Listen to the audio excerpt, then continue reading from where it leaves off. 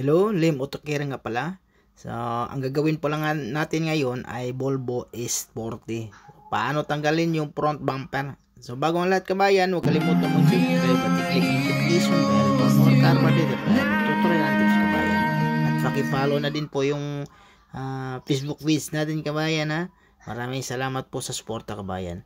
Yan, paano patanggalin yung front bumper? So, ganito lang kabayan. Puro flower yan siya kabayan ha. Flower na. Yung star na kuha natin kabayan, hindi Phillips screw. So flower siya, yung pangtanggal sa baba. Parang Volkswagen lang din. Ganon. Volkswagen, Volkswagen, ganon ang Volkswagen lang. Kasi sa BMW, Audi, pwede din gagamit yung BMW sa Audi, mayroon din. Pero sa bumper, 8mm yan sa kanila. BMW. Yan, katulad sa taas kabayan, clip lang yan siya. Mga clip lang yan siya sa taas. So, inuna ko yung taas. Tapos sa gilid, yan, tingnan mo. Flower lang. Saglit lang tanggalin natin yung mga yan kasi hindi naman tayo mano-mano. Yan. Tapos, medyo ipit siya kabayan. Yan, tanggal na yun siya. Ganun lang kasimple. Tapos sa baba, so sa baba lang naman kabayan, mga clip lang yan. So, tinanggal ko lang yun. Sa gilid kabayan, tingnan mo kabayan. Tatlo yan. Tanggal na agad.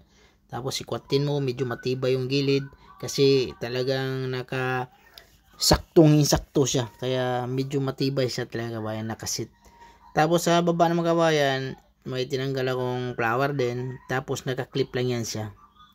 Yung pinakasagad mo doon sa tatanggalin, parang nasa gitna siya ng ilalim ng makina.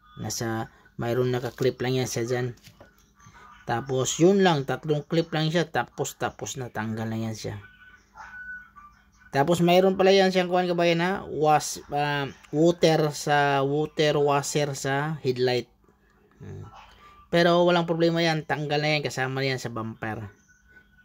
Yan, tingnan mo kabayan So medyo magandang clip niyan kabayan, medyo matibay. Yung Volvo pala gawa ng saan ba itong gawa ng Volvo kabayan? Parang German yata to. German yata ang Volvo. German car. Hindi ko sigurado kabayan ha. Paki-comment na lang kung sa tingin nyo saan. Tapos kabayan, tanggal na. Tapos mayroon siyang wiring doon kabayan. So, mayroon siyang sa kunikta sa tubig sa washer. Yan katulad kabayan. So, kailangan tanggalin natin yung hose na yan. Yung hose na yan para sa water washer sa headlight. Tapos yung isa, aywan ko, ba't dalawa yan?